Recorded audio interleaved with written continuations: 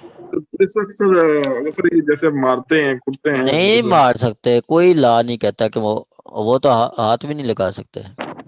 अगर सर कोई अगर बयान सर से जाए तो कूटते तो हैं सर, अदालत में बयान नहीं दे के देने जा सकता कि जो वो मारते वगैरह है, वो कोई चीज रिकवरी करनी है, मतलब कोई अगर आला कत्ल वगैरह कोई है तो वो उसकी रिकवरी के लिए मारते हैं। एक दफा रिकवरी हो जाए तो फिर आगे वो ये तो नहीं कह सकता कि मुझे मार के रिकवरी यार की है बस। नासिर साहब, आप माशाल्लाह समझदार हैं। आप वो क्या पुलिस वाले रिकवरी के लिए भी मार सकते हैं? मार नहीं सकते लेकिन सब मारते हैं, मतलब मैं ये नहीं नहीं कहता नहीं, कि ला मार इजाजत देता मार सकते हैं, कोई ला कहता है उनको कि वो है। मारे? मार नहीं सकते सर, सर तो मार मैं नहीं सकते। फिर आप फिर ना तो सर प्रैक्टिकली अपना गलत गाइड ना तो करें। देखता है तो सर भाई मेडिकल चेकअप करवा लेते हैं, दरख्वास्त दे देते हैं अगर ऐसी शिकायत हो बाज़ औक़ात, लेकिन सर मार तो ये नहीं। सर जी सर ये तो फिर मतलब मशहूर तो यही होता है ना कि फिजिकल रिमांड दिया जाए, मतलब मजिस्ट्रेट से मांगते हैं फिजिकल तो रिमांड वो का मतलब होता है कि इसीलिए वो तो पुलिस उसका मकसद पुलिस तो की। यही होता है ना। ओ, नहीं, इसका ये मतलब होता है फिजिकल तो पुलिस रिमांड और कस्टडी होता जुडिशियल नहीं है। रिमांड। सर, लॉ की नहीं क्या चीज? सर मैं लॉ की बात नहीं कर रहा, मैं जनरल प्रैक्टिस की बात कर रहा हूँ कि पुलिस तो मतलब पुलिस का तो मकसद ये होता है ना, वो मार नहीं नहीं, मुक्की पुलिस बनाती रिमांड है। ये होता है। पुलिस रिमांड, उसको फिजिकल रिमांड कह लो या पुलिस रिमांड कहते हैं। पुलिस रिमांड को वो investigation, for the purpose of investigation. अगर इन्वेस्टिगेशन जी सपोज के जी। एक दिन में कंप्लीट हो जाती है तो पुलिस को फिजिकल रिमांड नहीं देती। फिजिकल रिमांड नहीं देती, वो जुडिशियल का देती है वो। सर अगर ये साबित हो जाए कि सर पुलिस ने मारा है, जैसा सर मुजरिम दे देता है बयान, हम्म। सर उसकी सर पुलिस को क्या सर उसकी पेनल्टी है? 155 सी, पुलिस वाले के खिलाफ 155 सी पुलिस ऑर्डर।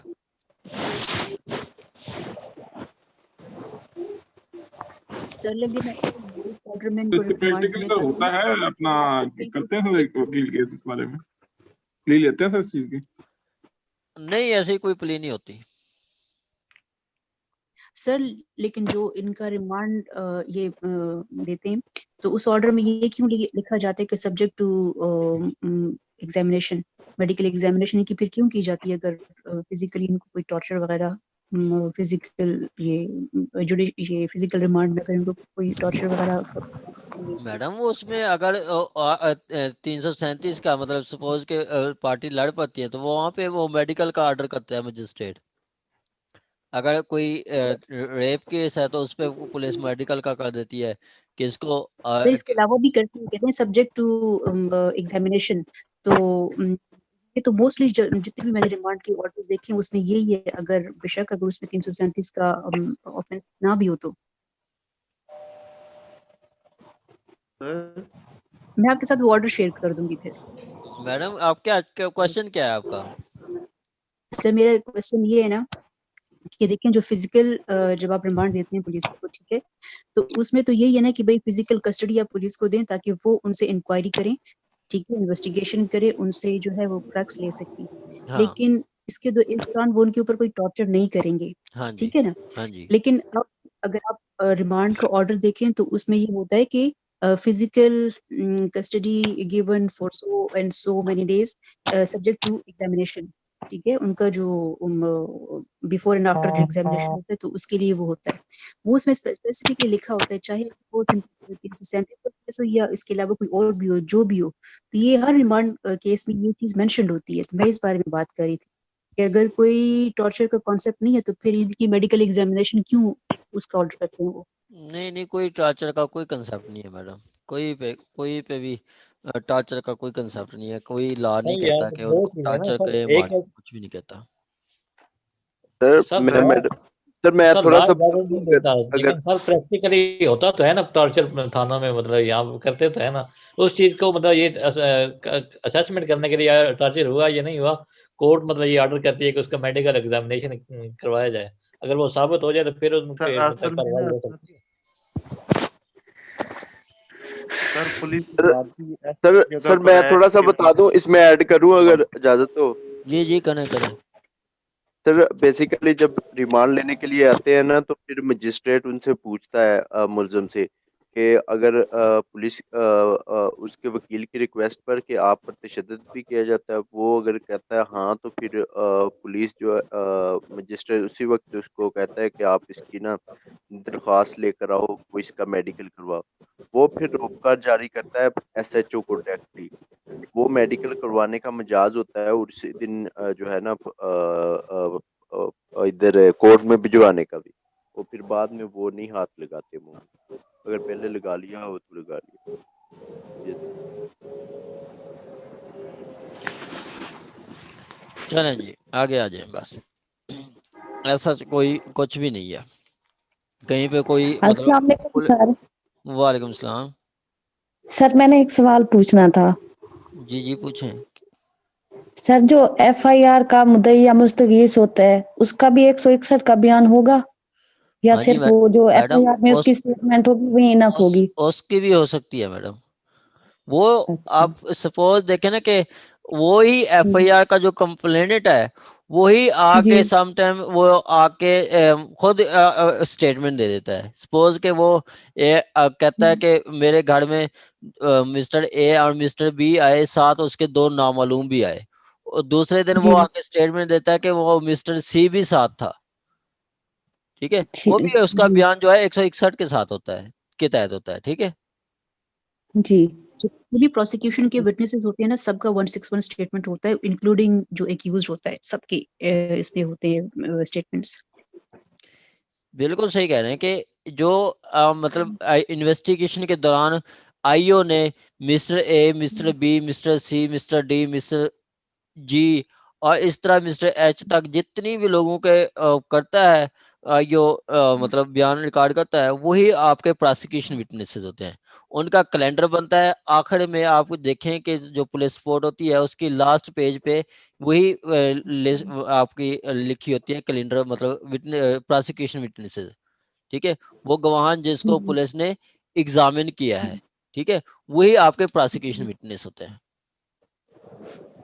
Okay sir. हाँ जी, चालान फॉर्म अगर आप देखें तो उसमें जितने भी होते हैं सब प्रोसिक्यूशन विटनेसेस जो होते हैं, उन सब के स्टेटमेंट्स आपको ये 161 में मिलेंगे। हाँ जी। चलें जी, 162 सर कहता है कि नो स्टेटमेंट मेड। सर कितना पढ़ना है आज? मैडम 163 तक पढ़ना है। कल हमारा जो इम्पोर्टेंट टॉपिक होगा वो 164। ठीक है, आज 163 तक पढ़ना है हमने।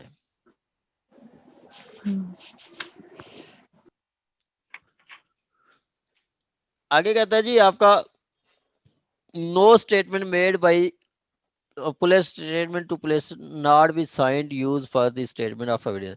अच्छा, जो आप जाके देखें 161 की जो स्टेटमेंट होती है वो साइन नहीं होती, उस पर किसी के साइन नहीं होते। जो बयान दे रहा होता है उसके साइन नहीं होते, उसके साइन नहीं होते।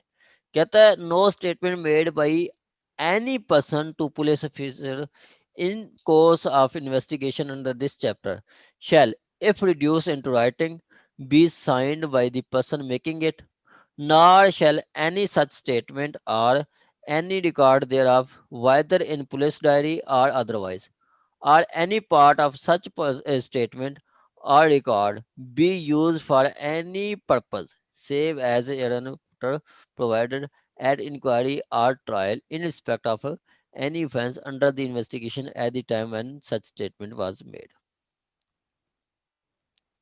सिंपली वो बताया गया कि जो स्टेटमेंट जो के कोई भी स्टेटमेंट जो के वो पुलिस ऑफिसर मतलब पुलिस ऑफिसर को देता है कोई पर्सन आके इस चैप्टर के तहत, वो लिखी जाती है। तो अगर लिखी गई है तो उसको साइन, उस पे साइन नहीं होंगे। कोई भी स्टेटमेंट जो कि पुलिस ऑफिसर को दी गई है, अगर वो लिखी गई है तो उस पे साइन नहीं होंगे। एक बात कहता है not shall any such statement any record there whether if in police officer और otherwise part of statement record be used in any purpose in inquiry in offence be used for the purpose of in inquiry or trial in respect of any offense under the investigation at time when such statement was made। मतलब वो बताया है कि वही जो statement है उसी case में इस्तेमाल की जाएगी और किसी केस में वो इस्तेमाल नहीं कर सकते, वो किसी केस में वो को इस्तेमाल नहीं कर सकते। सिंपली वन जो आप बताया गया कि 161 में आपके आगे स्टेटमेंट देते हैं, वो स्टेटमेंट पे कुछ अगर लिखी भी जाती है तो उस पर किसी के साइन नहीं होंगे और किसी दूसरे मकसद के लिए उसको इस्तेमाल नहीं की जाएगी, मतलब किसी दूसरे केस में उसको उसी स्टेटमेंट को इस्तेमाल नहीं किया जाएगा।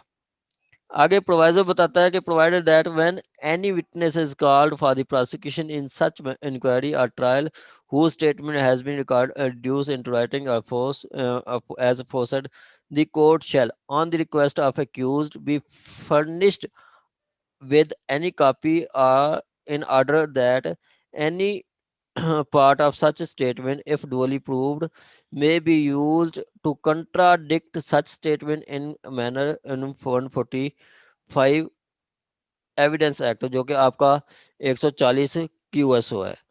When any part of such statement used part thereof are as may be used re-examination of such witness, but if for the purpose of explaining refer in this cross examination, कहता है कि आपकी वो किसी दूसरे केस में इस्तेमाल भी नहीं होगी, लेकिन हाँ कि वही केस को 161 की जो स्टेटमेंट होगी है उसको आप कंट्राडिक्शन के लिए इस्तेमाल कर सकते हैं।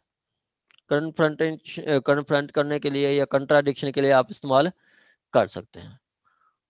यही मैं आपको फिर बता रहा हूँ कि यही आपकी जो 61 की स्टेटमेंट है वो कहीं पे इस्तेमाल नहीं होती, लेकिन आप आके देखते हैं आगे कि वही आपकी 161 की स्टेटमेंट कंट्राडिक्टरी आप मतलब जो है उसको कंट्राडिक्शन के लिए दे सकते हैं। क्रॉस हो रहा था ट्रायल में, उसमें कहा जाता है कंप्लेंट को कहा जाता है कि आपने कहा था कि आपके घर में जो ए और बी आए थे, बाद में आपने कहा सी आया था।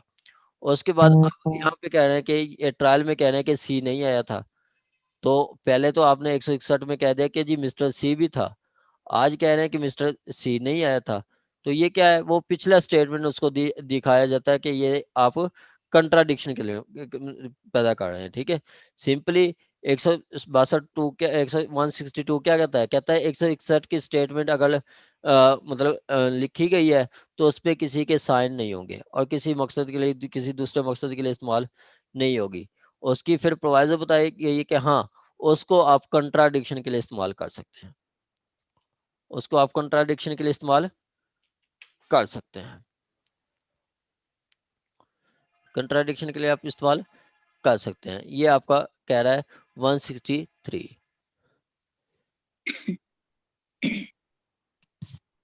यहाँ तक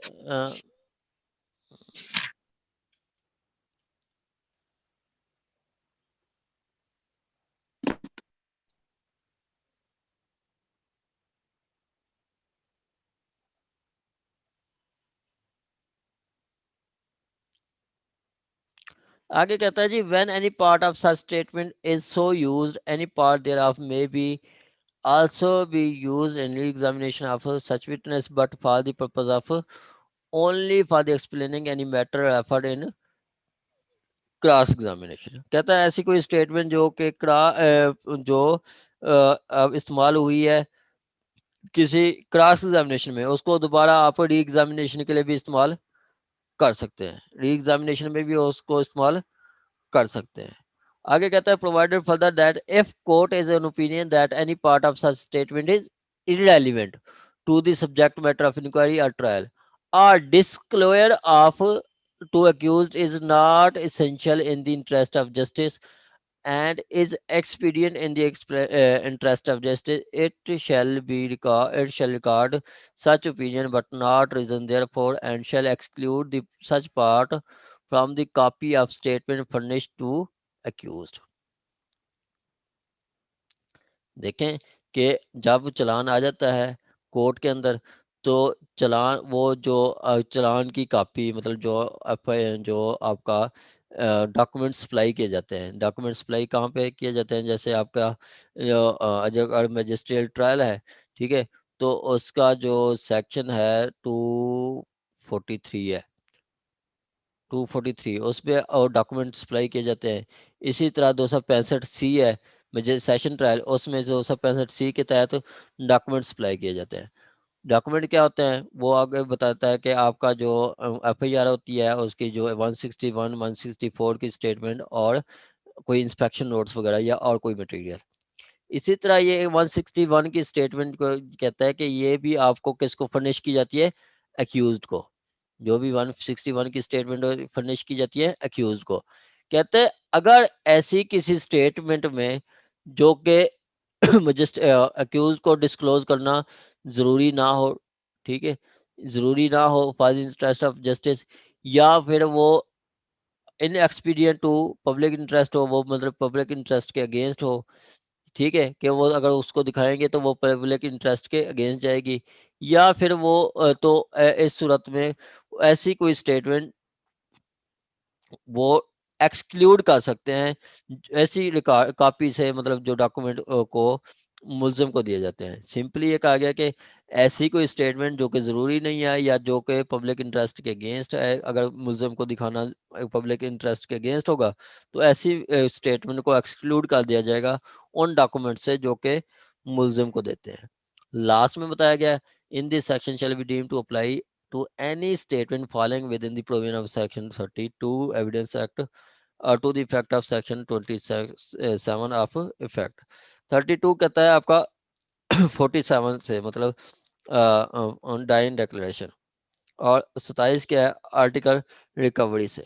कहता है nothing this section shall be deemed to apply any statement following within 32(1). 32(1) ये आपका इधर 40(1) है, 40(1) के डाइंग डिक्लेरेशन या evidence act to the effect of 27। Nothing in this section shall be deemed to apply any statement within the provision of 47 or 41 or 27 of this act। कहता है कि ये जो सेक्शन है ये डाइंग डिक्लेरेशन पे apply नहीं होगा। ये जो सेक्शन है आपका डाइंग डिक्लेरेशन पे अप्लाई नहीं होगा, डाइंग डिक्लेरेशन से अप्लाई नहीं होगा। अब इस सेक्शन मतलब 62 में क्या बताया गया, 62 में बताया गया कि आपकी जो स्टेटमेंट होगी उस पर साइन नहीं होंगे, लेकिन डाइंग डिक्लेरेशन की जो स्टेटमेंट होगी उस पर साइन होंगे। 62 में ये बताया गया कि आपकी जो 161 की जो स्टेटमेंट है उस पर कोई साइन नहीं होंगे, ठीक हो गया, और उसको किसी इंक्वायर ट्रायल में भी इस्तेमाल नहीं किया जाएगा, इंक्वायर में इस्तेमाल नहीं किया जाएगा।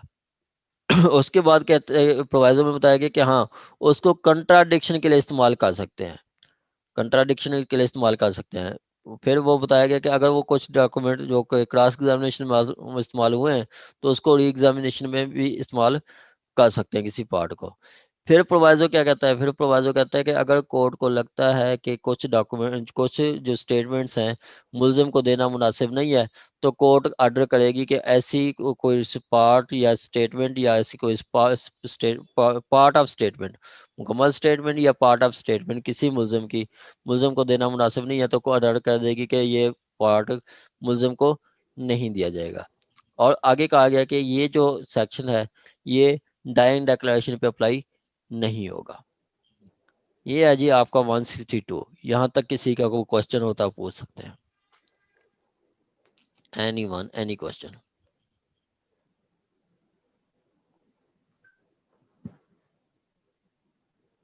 anyone any question any from any student?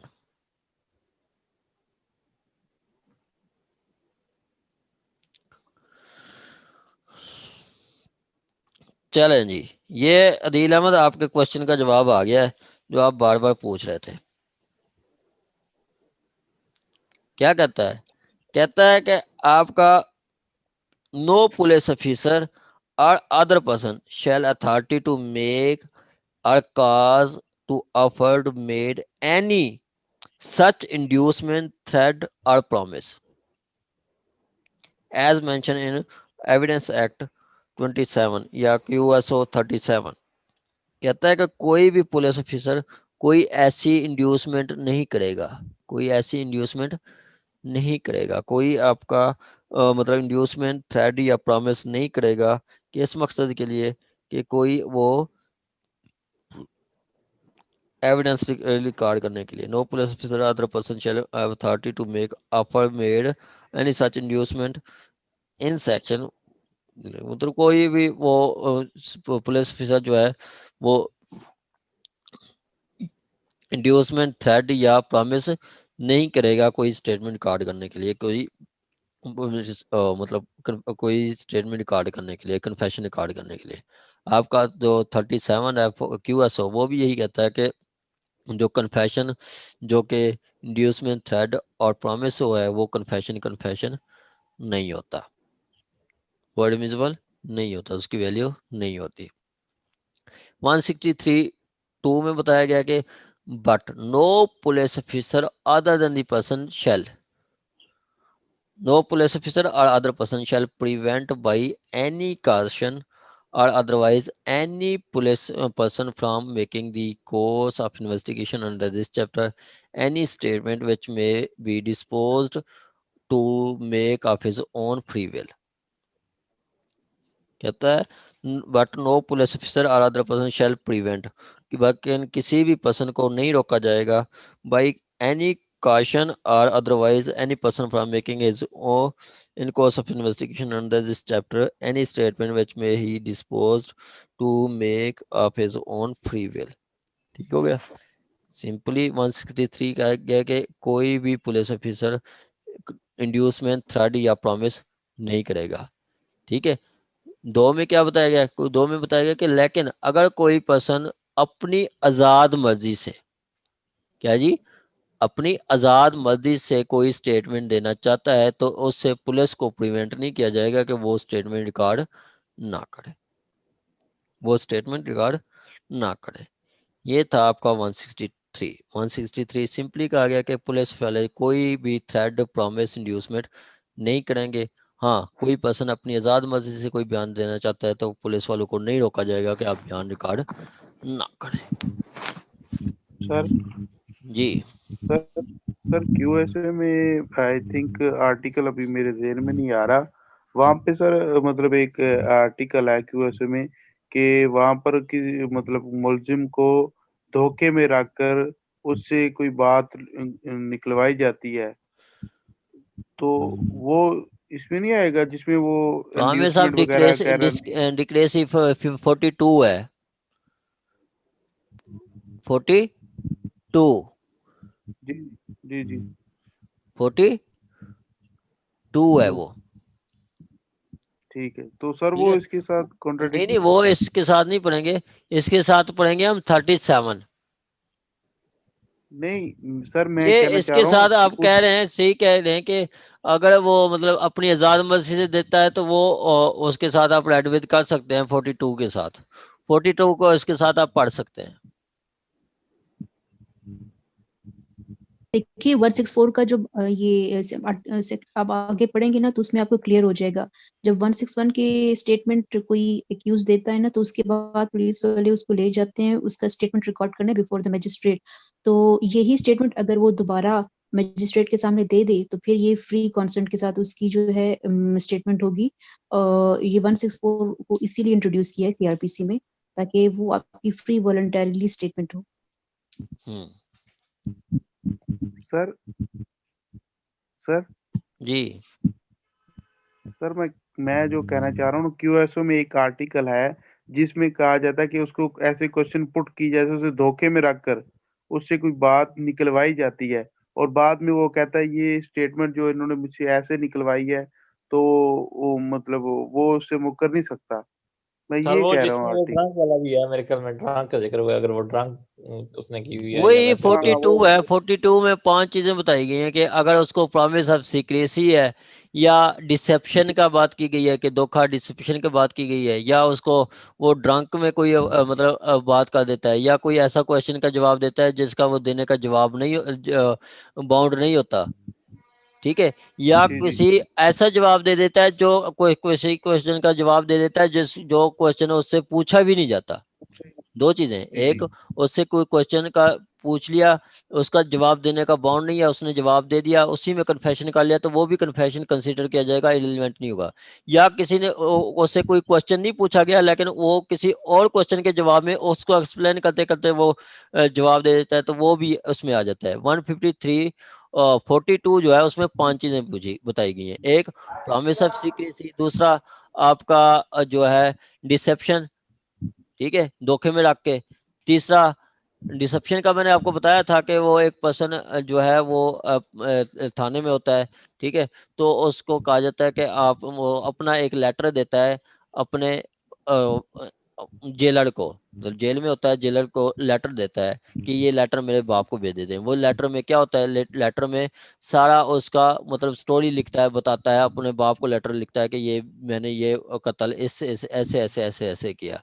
वो जेलर पढ़ लेता है, तो ये भी मिसकंसेप्शन में आ जाता है। जेलर जो है वो लेटर दे देता है पुलिस वालों को, इन्वेस्टिगेशन ऑफिसर को, तो वो भी उसका कन्फेशन समझा जाता है, वो भी उसका कन्फेशन समझा जाता है, ये भी वो डिसेप्शन में आ जाता है, ठीक है।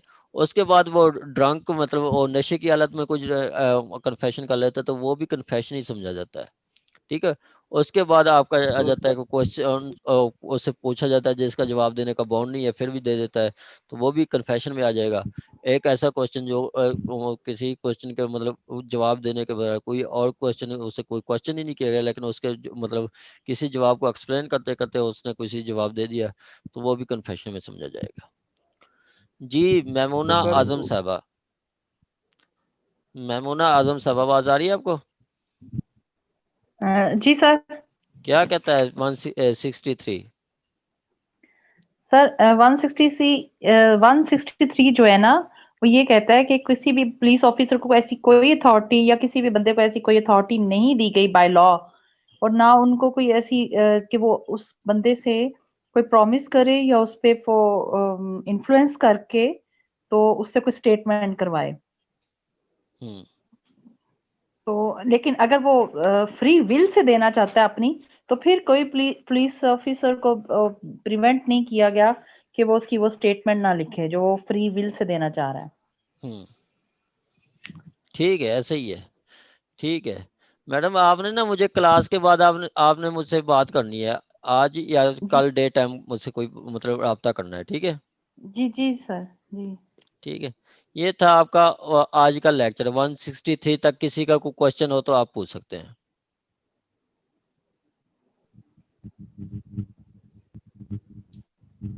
एनीवन? सर इसके 161 पे कोई आप जजमेंट्स या साइटेशन कोई?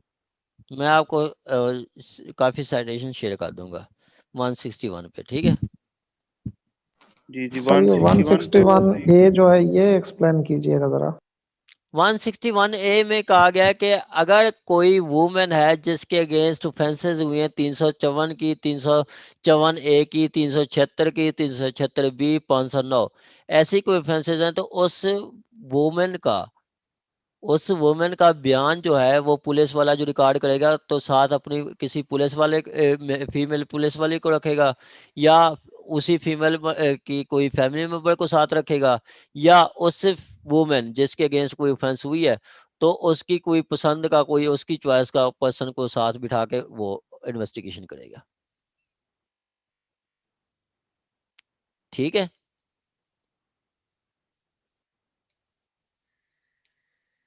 और किसी का कोई क्वेश्चन?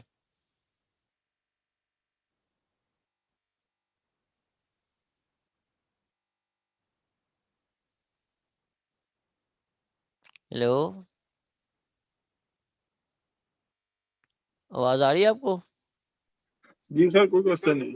जी सर आ रही है। चलें चलें, ओके, फिर आज के लिए इतनी ही है। कल हमारा इम्पोर्टेंट टॉपिक होगा 164, मोस्ट इम्पोर्टेंट 164 और डिमांड, कन्फेशन और डिमांड, ये दोनों हम पढ़ेंगे। बहुत अच्छे और मोस्ट प्रैक्टिकल ये मतलब टॉपिक्स हैं, और ये अक्सर पूछ भी लेते हैं एग्जाम में। और कल 50 सेक्शन, पहले 50 तक मैं सबसे सुनूंगा भी थी, ठीक हो गया? ओके, अल्लाह हाफिज। अल्लाह हाफिज।